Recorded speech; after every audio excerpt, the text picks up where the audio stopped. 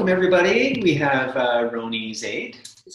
Zaide. Yes. Okay. Almost. Almost. I know. So close. You got my first name ready. Yeah. All right. Check this out. We're going to be talking with Roni about her recipe booklet and her journeys around the world that made this possible. So tell us quickly, just kind of the premise of the book, and then we'll dive into a few more details. Well, I always thought I was going to write a book. I thought it would be more about travels because I do love to travel. Yeah. And in the last few years, people kept asking me, do you have a cookbook? Do you have a cookbook? And one day I said, well, I guess I need to make a cookbook. And then it kind of got combined with the stories of my travels and photos from traveling, and yeah. Yeah, so it was more of a compilation from previous travels versus, okay, I'm going to go like to this country, and compile. Yes, there's many more places I want to go to, but I spent most of my 20s traveling around the world. So I already had the material ready. Well, hey, maybe there'll be a part 2. Maybe there'll be like definitely, like a cooking series as well, right? Bring a camera and. I have in my head part 2, 3, 4, 5. Wow. So yeah, awesome. Yeah, cool. And we were just chatting before we went live here, and I was assuming because I've really enjoyed the cookbook. It's been very well received here. Reception so far, it's been good.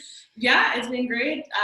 It's been a few months since it's been published, and one of the most exciting things is that when someone new gets the book, I get to experience their excitement all over again. Right. Because to them it's completely new, and they're like, oh my God, I made this and I made this. And it's been great. The feedback has been amazing. The photos, Hannah Byrne did all the photography, and it's that really made a huge difference in the book. Yeah, totally.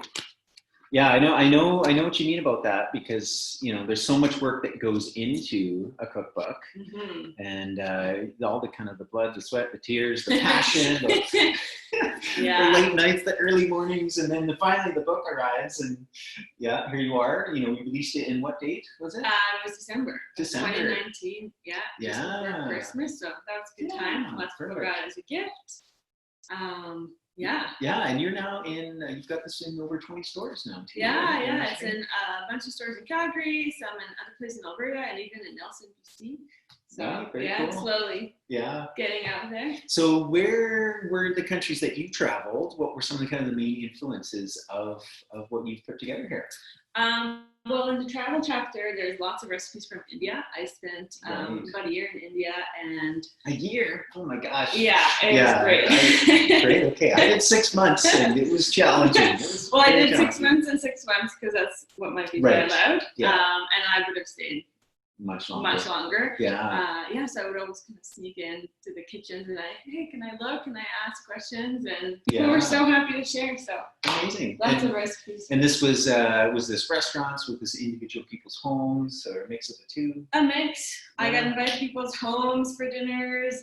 Even the restaurants, if something was exceptionally good, I would just be like, can I go in there? And they were always like, yes, come in. And so that was really fun. Yeah, that's cool. I mean, the hospitality in India is amazing. Yes, absolutely, and the food is incredible. Yes. I loved it. That was honestly my favorite part. The food. And I remember, this was years ago. I was quite young, early 20s when I went there, and I remember this kind of it kind of broke my paradigm around breakfast. It's like. It's the same thing that you eat for breakfast and lunch and dinner, right? Yeah. There's no this is breakfast and this is lunch. Yeah, There's dal and idlis and there's curry and there's this. And it's an adjustment for sure. Yeah. But I love the food. It was great. Yeah. There's also a lot of Persian recipes. My grandma was Persian. Cool. So it's a lot of home recipes from my mom and my grandma's kitchen. And it's really great because a lot of those recipes, when I asked her or my mom, they would just say the ingredients, but no quantities, right? Right. Yeah. So to create the recipes for the book, I had to actually measure and stuff, and it's so cool because now my brothers and my dad say, "Oh, we can make it too. It's not just a secret anymore." Yeah. For sure. So that's been great. Well, that's funny. I've got when I first went to India years ago, I have a friend that actually stayed. She still lives there. She ended up meeting an Indian man. She's now married into the family, and kind of deeply embedded in this Indian family, and still to this day it's so hilarious. She's like, oh, I don't know how to make rotis.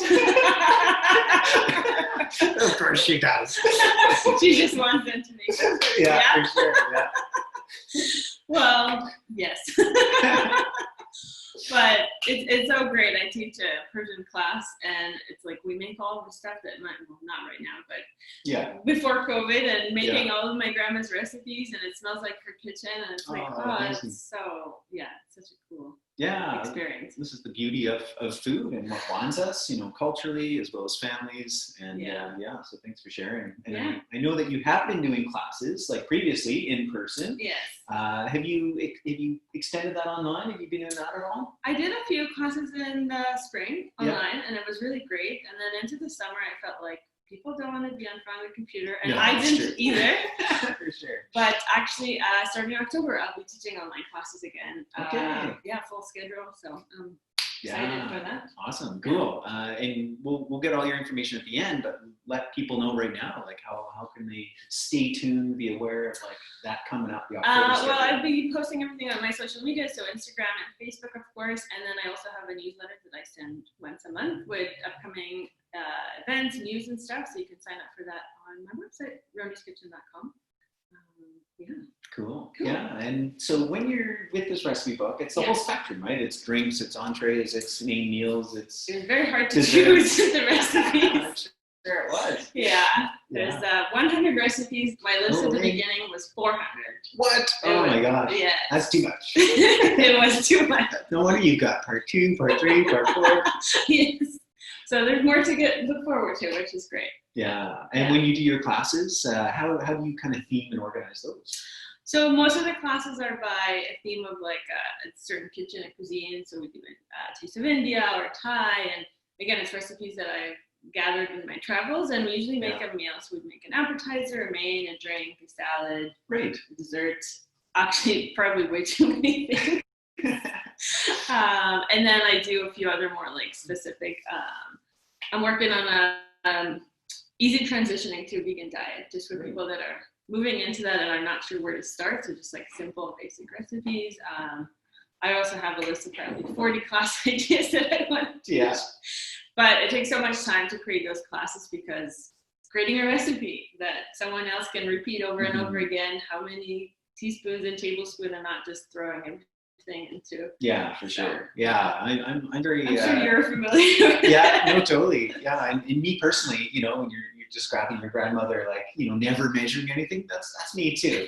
But I get it. There's a time and a place for a recipe, especially when you're just learning, for people like your dad, your brother, to be able to kind of follow along. And then you unleash the intuitive, creative aspects. Yeah, it's interesting. Some people that come to classes say, I never follow recipes, I just look at the ingredient list. And that's great. And I often do that too. Yeah. But I feel like if you're new to this and and you don't want to waste a bunch of food, it doesn't work out, it's good to start by following a recipe, and then when you get it comfortable, you can like start playing with it.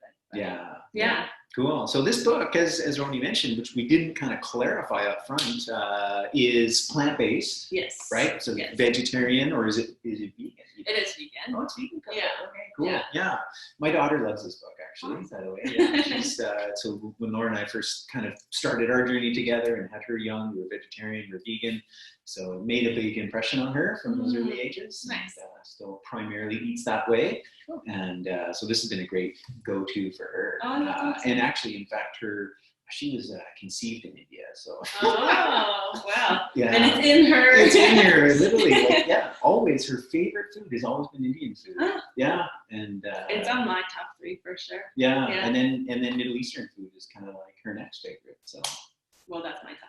I'm still. You got those. Yeah, for sure. Mediterranean food is still my favorite. It's in your roots. Yeah. It is. So I'm sure you went from 400 recipes to 100 recipes. Now this is going to make it even harder for you. Yeah. So someone's just about to pick up this book. They're super inspired. What would you say is like, okay, start with this one first. This is like the best. Oh.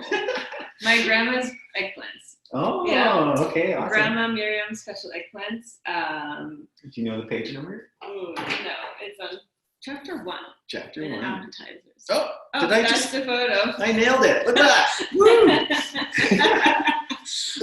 It's roasted eggplants with a cashew cream and caramelized onions with a bunch of spices and pomegranates on top.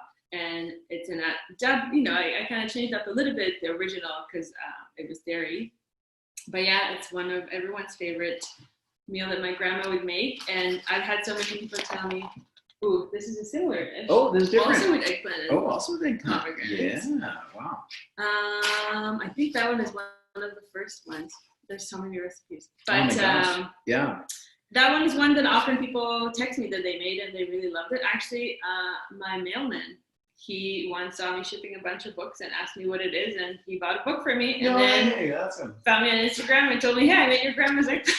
That's cool. Him and his girlfriend, and they loved it. So Yeah. That's great. And look at this. So it really is. It's breaking it down step by step. You got the whole visual, so no one should feel intimidated. And there's recipes that are super easy. There's some that are a little more complicated, but there's no crazy, too many crazy ingredients. Most of the recipes are things that you probably already have at home. Yeah. Oh, that's great. Yeah. And I'm noticing these here. So I'm big into these like little flatbreads. Yeah. I do my own version. What is this for you? This is buckwheat wraps. Yeah, so they're gluten-free and they're very easy. Are they fermented at all? Do you do that? They're soaked, but they're not fermented. You do the Teflons, right? Yeah, exactly. Yeah, which you got. I've been wanting to try those. They look really delicious. Yeah. Do you have? Is there some? I can't remember. Is there some fermentation in here at all? Yes, there's actually a subchapter of fermentation. So there's sauerkraut, kimchi, preserved lemons. My mom's pickled eggplants that are really good. Oh. Yes. Yeah. Lots of fun stuff. Cool, right on. Here it is, Roni's Kitchen, available at Light Cellar as well as 20 other stores in town and online. Share with folks again how they can reach you. My website is the best, roniskitchen.com, and there's links for my Facebook and Instagram and Twitter, which is really I only forward everything from Instagram to Twitter. For sure. Yeah. But it's there. Yeah. Can't be on all the platforms. No. So. Yeah. All right. Okay, cool. Let us know in the comments. Do you have this book? What is your favorite recipe?